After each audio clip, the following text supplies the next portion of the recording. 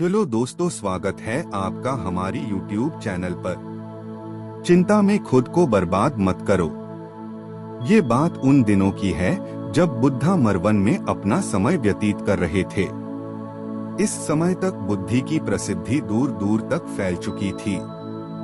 बहुत दूर दूर से लोग अपनी चिंताओं और परेशानियों का समाधान खोजने के पास आते थे। ऐसे ही दिन जब बुद्धा मरवन में अपने शिष्यों को प्रवचन दे रहे थे तो एक अधेड़ उम्र का व्यक्ति अपने 20 वर्ष के पुत्र को अपने साथ लिए बुद्धि की तरफ चला आ रहा था।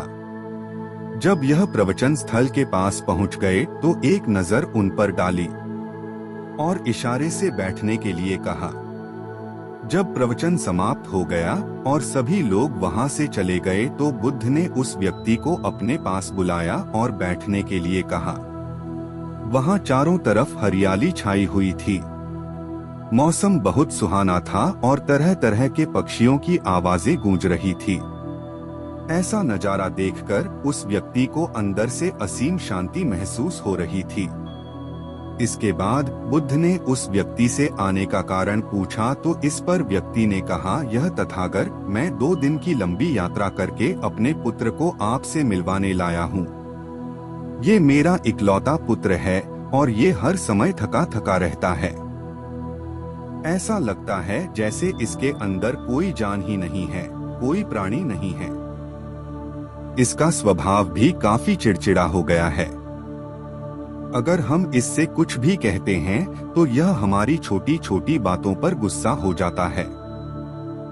इसके देखने की क्षमता भी उम्र से पहले ही कमजोर हो गई है और इसके बाल भी सफेद पड़ने लगे हैं। इतनी कम उम्र में इतनी बड़ी उम्र का लगना मुझे तो कुछ समझ नहीं आ रहा। किसके साथ हो? क्या रहा है तथागत? मैं अपने पुत्र के स्वास्थ्य को लेकर बहुत चिंतित हूँ। जब मैं अपने पुत्र को वैद्य जी के पास लेकर गया तो उन्होंने कुछ औषधि दी और कहा, अपने पुत्र को तनाव कम लेने के लिए कहो। वो अपने दिमाग में बहुत अधिक तनाव लेता है, इसलिए उसकी ऐसी हालत हो गई है।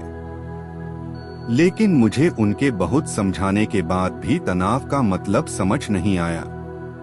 मुझे नहीं पता कि तनाव होता क्या है, यह किन कारणों से आता है और उसे कैसे अपने पुत्र के दिमाग से निकालूं, लेकिन मुझे सबसे पहले तो ये समझना है कि तनाव होता क्या है। इसीलिए तथागत मैं आपके पास आया हूँ। कृपया आप मेरी समस्या का समाधान कीजिए।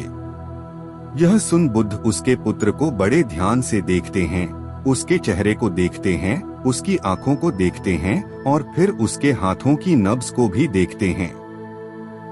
यह सारी विधि करने के पश्चात बुद्ध उस व्यक्ति से कहते हैं, तनाव लेना तो कोई नहीं चाहता, लेकिन फिर भी यह तनाव लोगों के दिमाग को दीमक की तरह पकड़ लेता है और व्यक्ति जान भी नहीं पाता कि वह तनाव में जी रहा है।